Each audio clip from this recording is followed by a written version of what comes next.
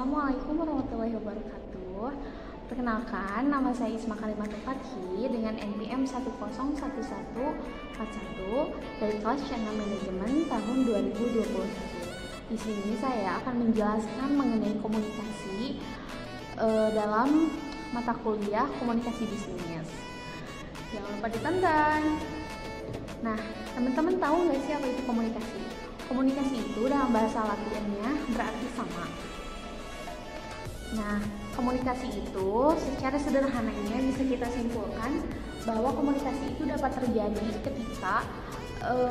ketika adanya kesamaan antara penerima pesan dengan yang mengirim pesan. Nah, itu yang dinamakan komunikasi.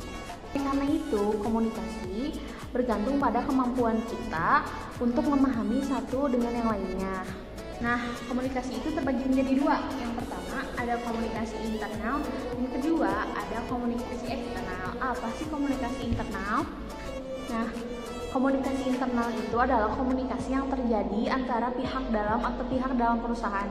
Misalnya, di dalam sebuah organisasi ada manajer, ada pegawai, ada direktur. Nah, komunikasi yang terjadi dalam perusahaan tersebut dinamakan komunikasi internal. Lalu bagaimana sih caranya untuk membuat komunikasi internal yang efektif?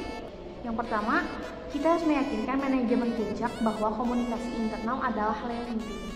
Yang kedua, membangun aliansi di seluruh organisasi agar membangun inisiatif. Yang ketiga, kita perlu menargetkan komunikasi untuk senior dan karyawan itu bagaimana, harus dibedakan caranya. Dan yang terakhir, kita harus memastikan kejelasan pesan supaya lebih efektif. Nah, setelah kita mengetahui strategi yang efektif untuk komunikasi internal, kita juga harus mengetahui tujuannya apa sih, kenapa kita harus tahu dan bisa dalam mengkomunikasikan internal. Ada 4 tujuan komunikasi internal. Yang pertama, sebagai sarana untuk menyebarkan informasi. Yang kedua, sebagai alat dan sarana untuk menyebarkan informasi. Dan yang ketiga, komunikasi internal dibuat untuk menghindari kesalahpahaman. Dan yang terakhir, komunikasi internal itu adalah sebagai media dan alat dalam menyampaikan sebuah informasi. Lalu yang selanjutnya itu ada komunikasi eksternal. Apa sih komunikasi eksternal? Nah, tadi kita sudah membahas komunikasi internal. Yang selanjutnya itu komunikasi eksternal. Komunikasi eksternal itu adalah komunikasi yang dilakukan dengan pihak luar. Kalau tadi kita berhubungan dengan di dalam sebuah organisasi, nah kalau komunikasi eksternal itu dilakukannya dengan pihak luar seperti pemerintahan, pers, lembaga dan lainnya yang di luar organisasi. Nah, di dalam komunikasi eksternal terdapat 5 strategi. Yang pertama, ability to communication atau kemampuan berkomunikasi. Yang kedua, ability to organize, yang artinya kemampuan untuk memimpin dan mengelola. Dan yang ketiga adalah ability to get it with people, yang artinya kita itu harus bisa beradaptasi atau memiliki sosial yang tinggi. Yang keempat ada personally integrity atau yang artinya berkepribadian jujur. Dan yang kelima ini sangat penting, kita itu harus banyak ide dan kreatif atau bahasa asingnya itu imagination.